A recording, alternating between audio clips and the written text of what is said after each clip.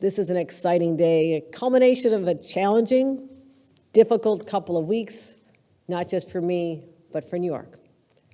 And I deeply believe that the people of the state of New York deserve to have absolute confidence in their elected officials. And for that to happen, they must have full faith in those serving in the highest levels of state government, adhering to the highest ethical standards. When I was sworn into office just a few months ago, I made a promise to New Yorkers that I would restore their trust in government, and I have every intention of making good on that promise. So with that in mind, let me tell you something else I believe. I believe that New Yorkers deserve a government that is fully staffed, fully functioning, and fully committed to delivering for New Yorkers. They deserve a government that will work around the clock relentlessly to deliver results.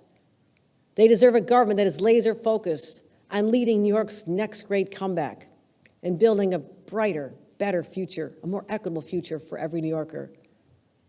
To do that, I need someone by my side who I can rely on for wisdom, guidance, and advice. And that person must be willing to put New Yorkers first and place a high priority on delivering results rather than playing partisan politics.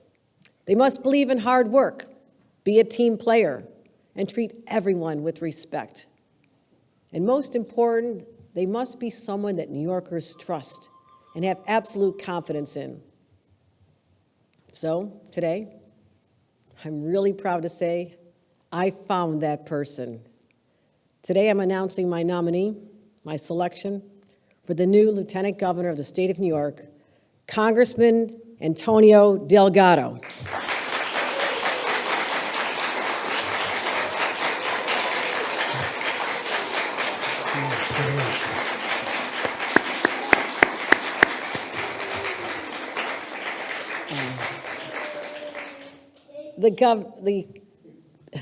Your family's so excited. The congressman is no stranger to hard work and to public service. He's been serving New York's 19th congressional district since 2018. And as we went down the list of candidates for this job, his name kept rising to the top. But if you follow politics, this should not come as a surprise. He's been a rising star with a resume to match. He earned a Rhodes Scholarship while attending Colgate University in Hamilton, New York. After returning home from Oxford, he went to Harvard Law School, spent his early career empowering young people. And also before returning to law and practice, he worked as a young lawyer in both Manhattan and Brooklyn. On top of that, he's made history. But what's most important to me, what's most impressive about this person, he's the right person for the job. It's his background, it's his story, it's his family, it's his life experience. The fact is, he could have done anything, and he chose public service. In my opinion, you've heard me say this over and over, there's nothing more noble, nothing more sacred than the bond that's created between an individual who runs for office and they put their trust in you on Election Day, and that must never be severed. I know that he'll work for every New Yorker, upstate and downstate, because he is a New Yorker through and through. He grew up in Schenectady, lives in Rhinebeck, spent time in New York City, and I know that he'll fight for working families because he has a beautiful one of his own. With Lacey, his bride, his twin sons, Maxwell and Coltrane. There you go, gentlemen, you've been called out. He understands the heavy burden that falls on working parents. And it's so critical to build a better future for our children. And he'll do so by ensuring access to health care, child care, and high-quality education. He's also seen the transformative power of statewide economic growth firsthand. His parents worked at General Electric in Schenectady. Proud work. A lot of people work there, and it has an incredible story. He's watched the type of jobs that provided a path to the middle class disappear, like many communities, like the community I came from, those good-paying middle-class jobs that were there one day and they were gone. And it affected not just communities, but the psychology of your region, the psychology because you just don't know what the future's going to bring. You give up hope. I know this. So I know he'll do whatever it takes to bring those communities back. And so others have the same opportunities that he did. I know he'll fight tooth and nail for those things and for all New Yorkers, just like he's been doing in Congress, pushing for quality, affordable health care, supporting the small businesses, something that's deeply personal to both of us, and working hard to bring jobs to his district. Making sure that our veterans get more than just recognition and a thank you for your service. They have to have the resources to continue and have the support they need, whether it's housing or education or jobs. And he's working hard already to ensure that every single community comes back from that pandemic. And he was supportive of the rescue plan. His bill had direct support for communities, which delivered over $130 billion in aid for local government. He gets it. He knows where the power truly lies. Antonio's someone who's been in the public arena for all the right reasons. He doesn't just talk, he gets results. But that's not all. He shares my commitment to transparency and accountability. He opened 5 offices in his district. He formed constituent-led committees to ensure that he was aligned with their priorities. He's out there all the time. I think Lacey could probably verify that. He's out there all the time. And I thank you for your family's sacrifice. But finally, we share the common belief that the only reason we should be in these jobs or pursue public service is to get things done. Nothing is more important, not the partisan politics. He's been working across the aisle. He gets things done. He's first in many, many recognitions. And I want to say, this is an exciting day for the future of New York because Antonio Delgado is the right person for this job. And just a few months ago, I outlined my state's vision for this state's future.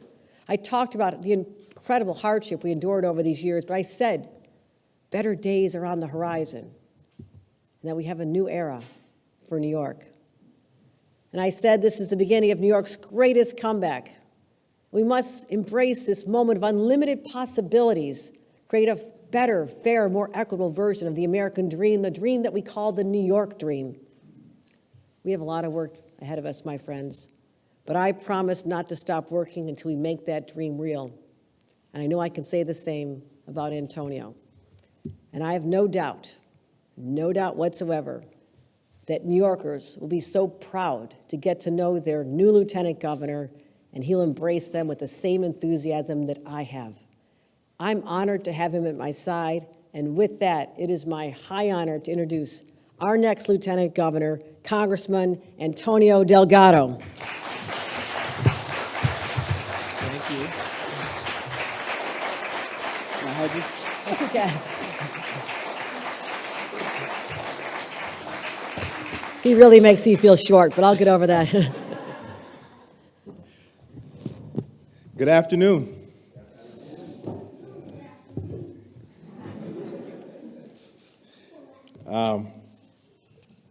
It's a good day for my family. I want to start by thanking Governor Hochul for your kind words.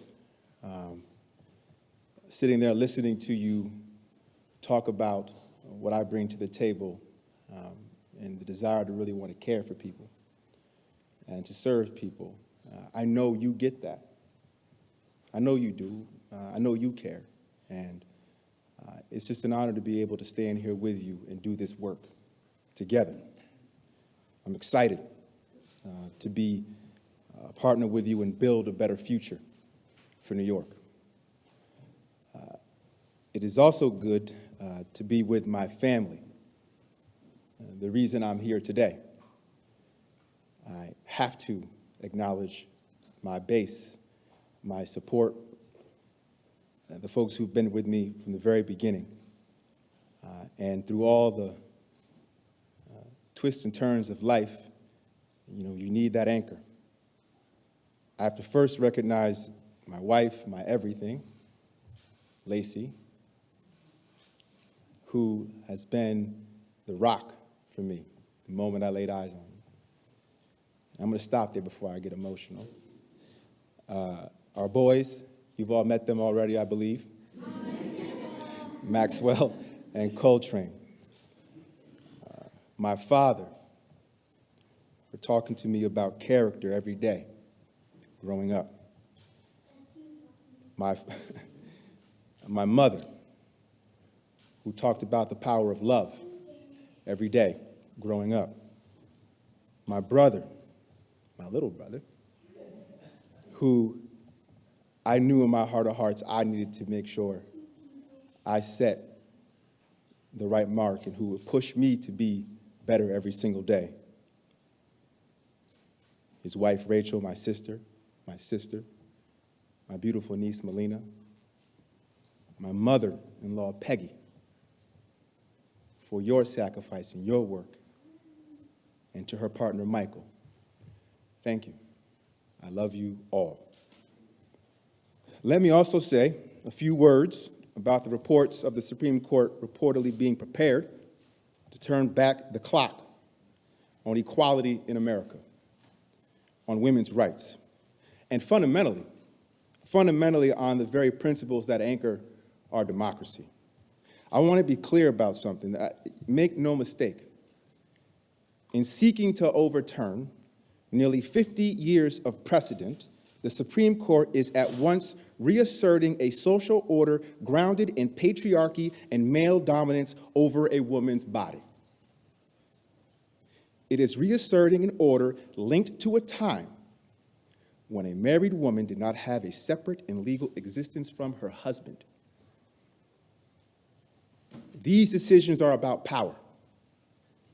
And asserting control over a woman's body is about asserting power.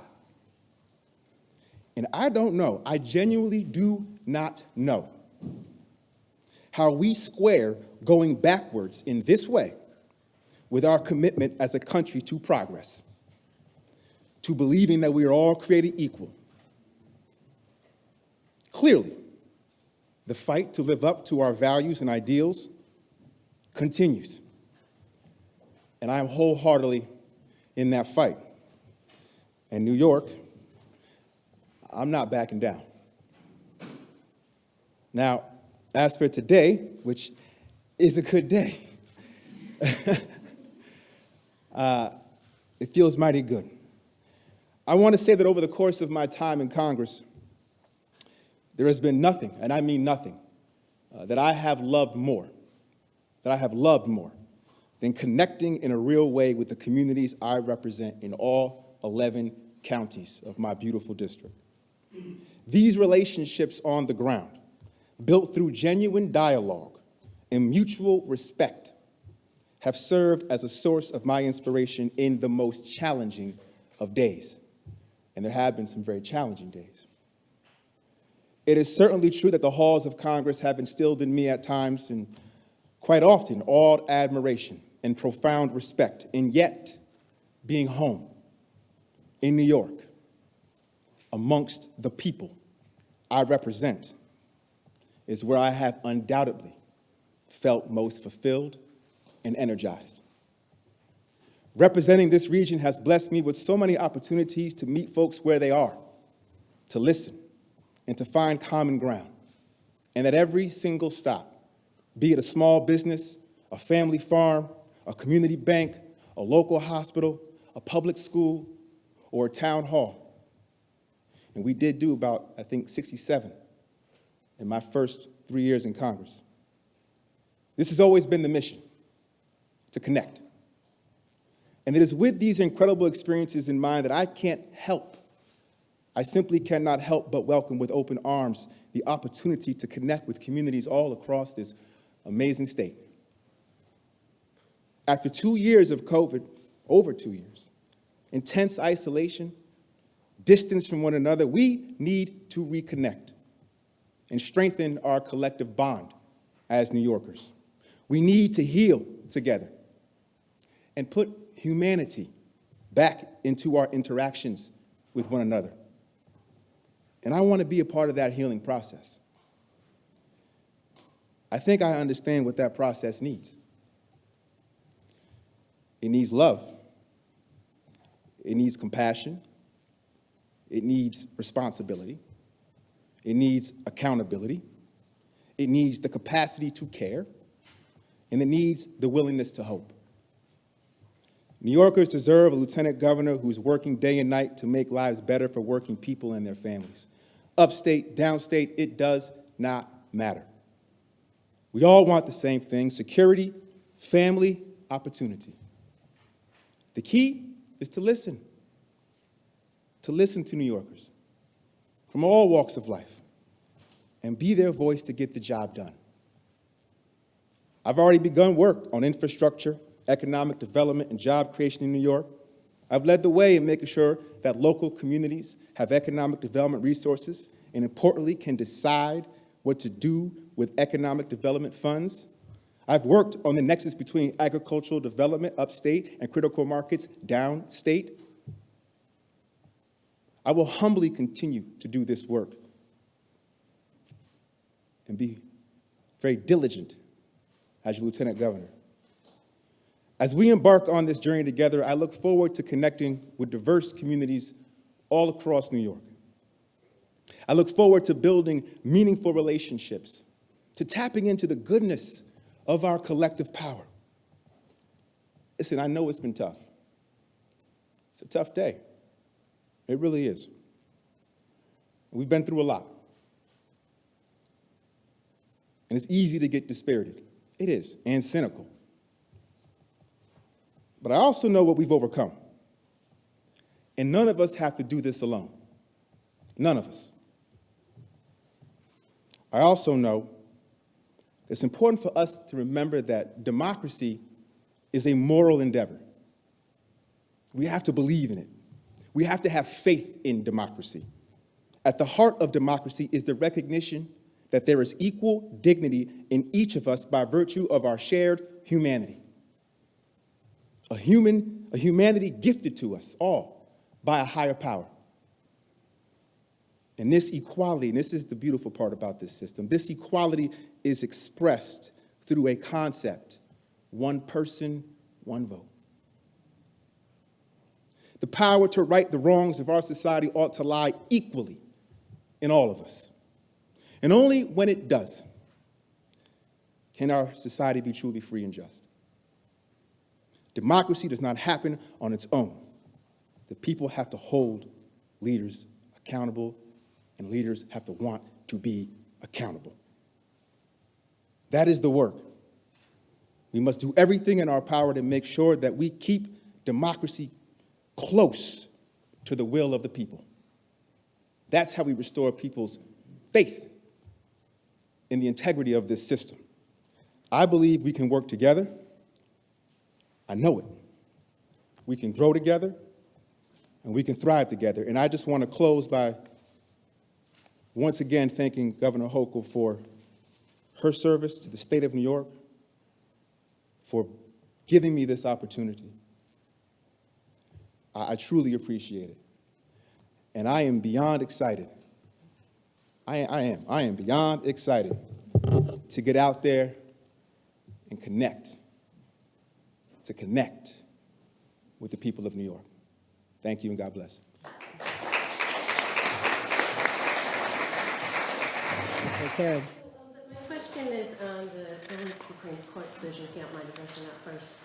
You're saying that New York State would welcome with open arms women from states where the procedure is banned to be able to get an abortion here. I was wondering, are there any legal liabilities that the providers might face, and any way that the state could help them on that? This is actually what we're looking at right now with our policy team.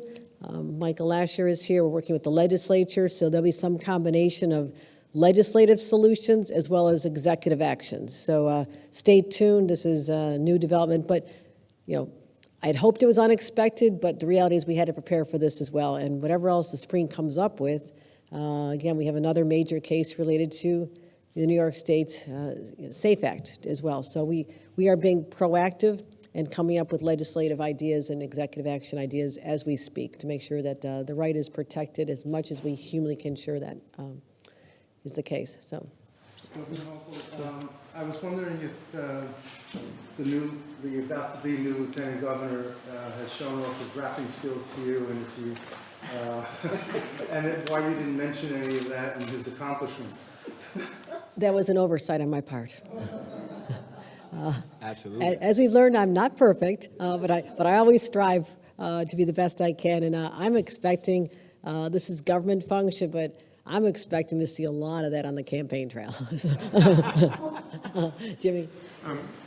For both the governor and Congressman Delgado, Governor, you've talked about your desire to see Democrats be boosted and to maintain control of Congress.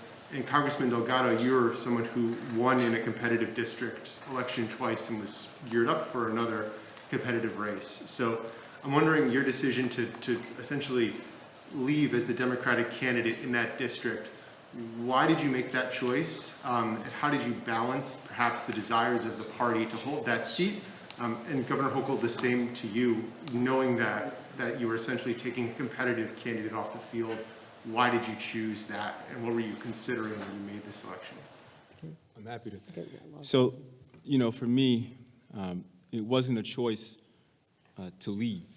It was a choice to go to embrace, as I noted, the ability to connect with folks across the whole state.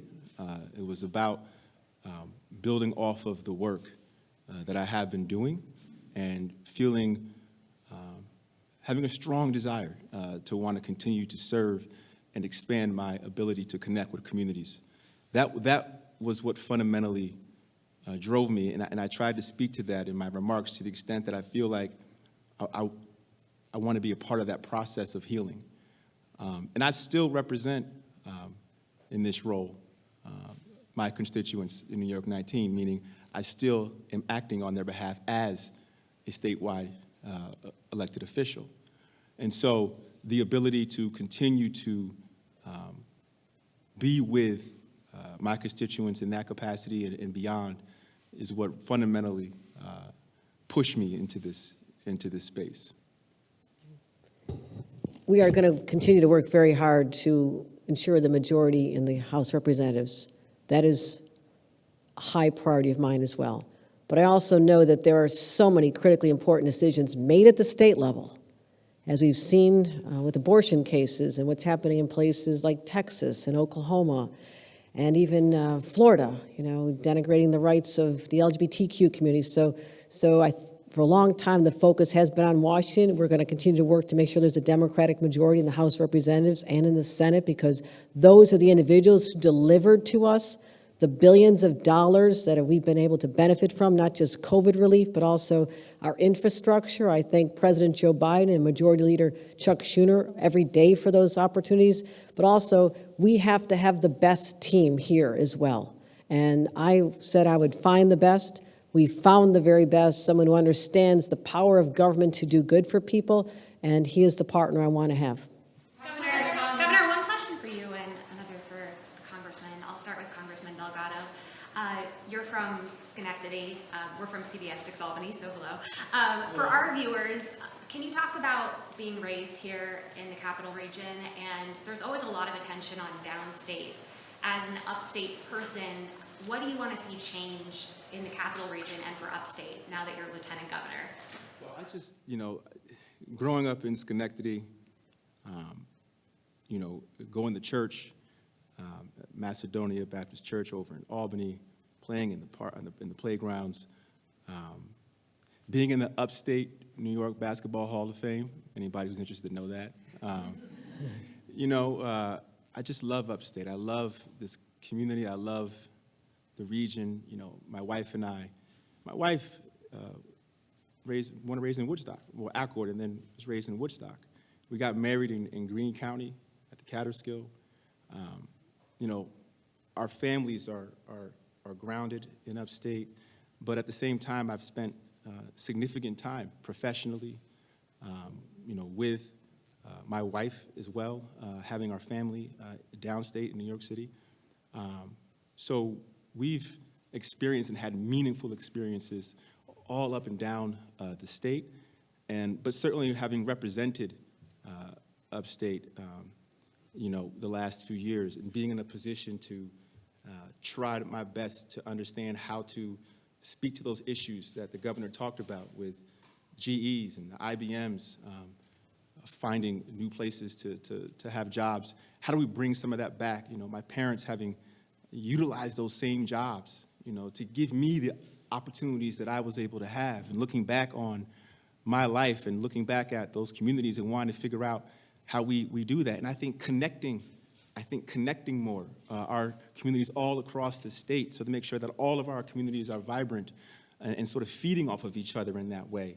And I spoke about this with regards to the agricultural aspects in the downstate markets, and just ways that we can build these bridges and look at it more as one big state that is unified and enabling each other and tapping into its respective strengths and natural advantages.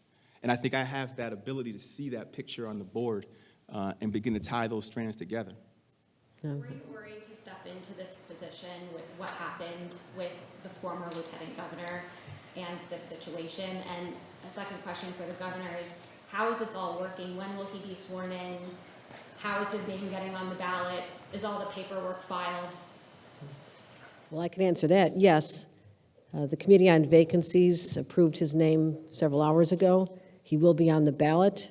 And the only outstanding question is the exact timing of when he will resign from Congress, to give a little time for transition, because he's very dedicated to his constituents and his team, and there's work to be finished before he assumes these responsibilities. So today we're announcing that he will be the lieutenant governor, but we'll be happy to announce in the near future exactly what date that'll occur, sometime this month. And as far as the process, we just searched for the best. We only had the ability to name an individual last night as of approximately 7:30 or 8 p.m. when the legislature took an action to allow certain circumstances to be expanded when a name can be off the ballot, which was, I think the voters appreciate that action was taken by them, and I appreciate the leadership for making sure that happened. So that's what happened, but I'm really energized. I'm excited. I'm learning new things every day. I did not know about the Upstate Basketball Hall of Fame. I should have mentioned that. I didn't know that. That is a plus. I did know you played semi-pro in Puerto Rico, so that's important too. So I look forward to getting a few pointers to play some hoops together. What do you say to critics who say that this is a subversion of democracy to let Democrats change the rules in the middle of the game rather than let voters pick between the lieutenant governor candidates who got their signatures on their ballot? What's your response to that specific criticism? I say they're wrong. I say it's a subversion of democracy to allow the circumstance where voters are being asked to select someone who's actually said they're not running for office. I mean, that's the situation we had. And if you talk to anybody outside this universe, ask someone if they think someone who's already said they're not running, they have a legal issue they have to deal with, and that they're still on the ballot, no one would think that makes sense. So I think the critics are wrong on that issue. Governor, what kind of assurances, by the way, congratulations on the recent addition to your family. Thank you. What kind of assurances can you give New Yorkers that the vetting process this time around for Congressman Delgado was done properly and that they shouldn't have anything to worry about in terms of his ethical background? I understand the concern. I truly understand the concern, and we wanted to make sure we got it right. This time, thank God, I have a very large staff, people that are seasoned, people that have been through this process before. Immediately when we knew we would have the prospect of a vacancy, we had our legal team assemble lawyers who are experienced in this. The secretary to the governor was engaged. We brought outside individuals together to begin a very, very thorough vetting process. Obviously, it involves state police and disclosure forms, but it was a deep dive into the background. And so, yes, that is something that we took very, very seriously, and I know we got it right. Congressman, for you, what do you feel you can do as lieutenant governor in the state of New York that you couldn't do in Congress? The common criticism for LG is that they have no institutional power in the state of New York. So what do you feel you can do for the state of New York that is greater than what you could accomplish in Congress? Well, I think, first of all, in terms of, and I spoke to this earlier, the ability to be on the ground and represent everybody's interest in the entire state is a defining distinction there. Also understanding that the work that I have done at the federal level in securing, as noted, billions of dollars, not just to the state, but to our local governments. I used to talk about how I secured over $400 million just to my district. Well, that number balloons into the billions when you think about the entire state.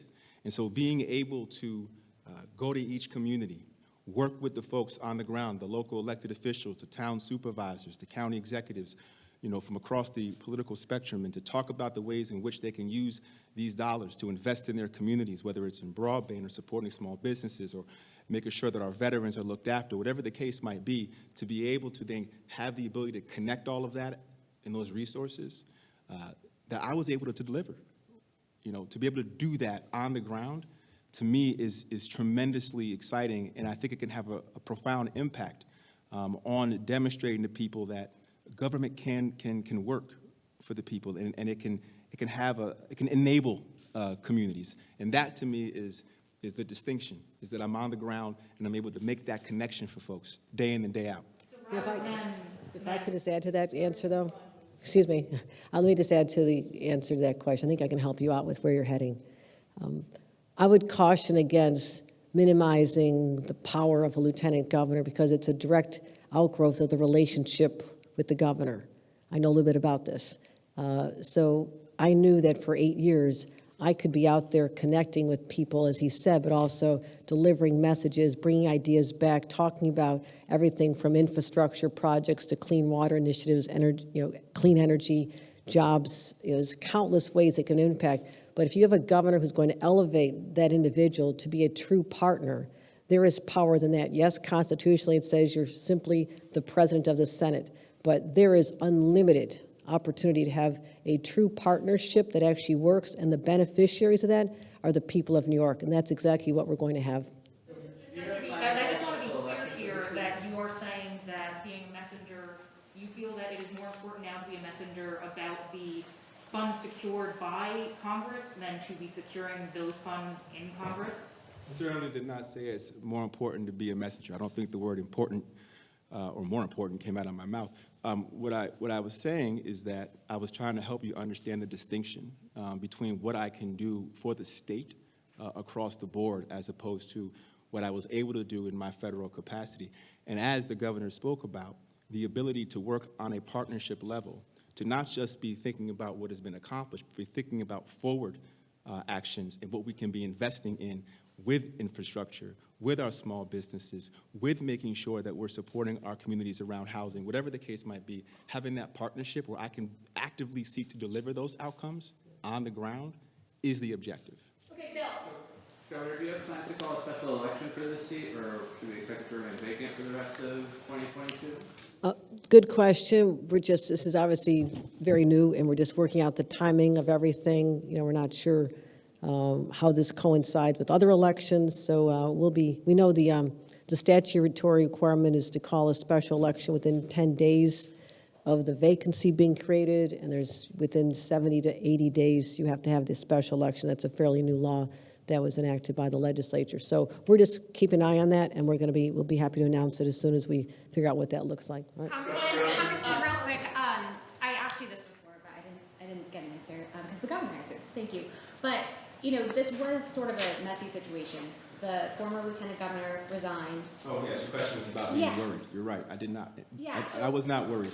I'm my own person, so I was not worried. You weren't worried to step in. I want a little more on that. So you didn't have any concerns about stepping into this role after everything that's I misunderstood. What is the question again? The question is, there was a lot going on with the former lieutenant governor. There was a big scandal. He left. There are concerns about the vetting process. There are concerns surrounding the administration. Did you have any concerns about leaving your role as a congressman where you've been successful and stepping into the role as lieutenant governor during an election year? No, I did not, because one, I know that, and as I've stated before, I know that being able to engage with the governor, having discussions, understanding what the future can hold, understanding the impact that I can have on the state, and understanding what I can bring to the table in that regard, that was where I was coming at this from. The sort of external dynamics that people like to pontificate about and extrapolate about and opine about, that's all well and good. But at the end of the day, these decisions are made from a place of within more than they are from a place of without. All right. Thank you, everybody. Do you believe that there will be statewide primaries continuing in June? Or speaking of election dates being fluid, should there be one consolidated primary in August? I believe there'll be statewide primaries still in June. That is the path it's on right now. You know, within a fairly short time, ballots, military overseas ballots will be printed, and at least there's some clarity and certainty to the voters who've been expecting this, that we doesn't have to make it absolutely disrupted. So there'll be some clarity for sure, but that is the path we're operating in. We believe that should be the case, and fully expect it to happen. You wouldn't support any legislation to change that? You wouldn't support a bill that would move all the primaries to I one day? don't know why we're going to continue to disrupt the process. I mean, the legislature, we've already deemed that June 28th is the day for the primaries. That can include Senate, it can include statewide, it can include assembly. So, it's still a little fluid. I will just say that because there's always legal challenges, as we're finding out. But the path right now is to continue with the June 28th for statewide primaries. Mayor, I just have one last question. Congressman, one last question. I just want to ask you, I mean this from my heart, because you talk about transparency also. How is your health? Do you have any health concerns we should know about? As far as I'm concerned, I'm in pretty good health. Yeah. I appreciate the question, but And I'm in awesome health, so just so you know. I'm in really good health, too. Great. Good afternoon, Governor, and good to meet you, Congressman. I have a question about your heritage has been described in a couple of different ways in the press. As half Black, half Puerto Rican. I'm curious, what's accurate, and if you could speak a little more broadly about how your background informs your identity. yeah, thank you for that question. I am African American, and I am Cape Verdean. That is those are the core aspects of my background. Because of my name, Antonio Ramon Delgado, maybe because I also played basketball a little while out in Puerto Rico, and I love my Puerto Rican brothers and sisters. I really do, but I'm not Puerto Rican. Afro-Latino, I think the Cape Verdean aspect of that is certainly a part of my identity. But at the same time, I grew up, like I said, at Macedonia Baptist Church, a Black Baptist church, and so very much rooted in the tradition of Black culture. And so all of it informs me, in terms of how I go about the work. My wife is Black and Jewish. Our children we're raising Jewish. And so, all these different entry points connect to me and just really help me to figure out how to go in and out of communities and find the connective tissue. And that's the beautiful thing, I think, too, about the state of New York is how multicultural, multi-ethnic it is. And there's so much power in that. And it's really the essence of our country, fundamentally. And so, again, the chance to be able to tap into that and to be a part of that energy, which I don't think has been fully tapped into and is only growing, is very exciting. All right, thank you, everybody. Appreciate your time today. Thank you.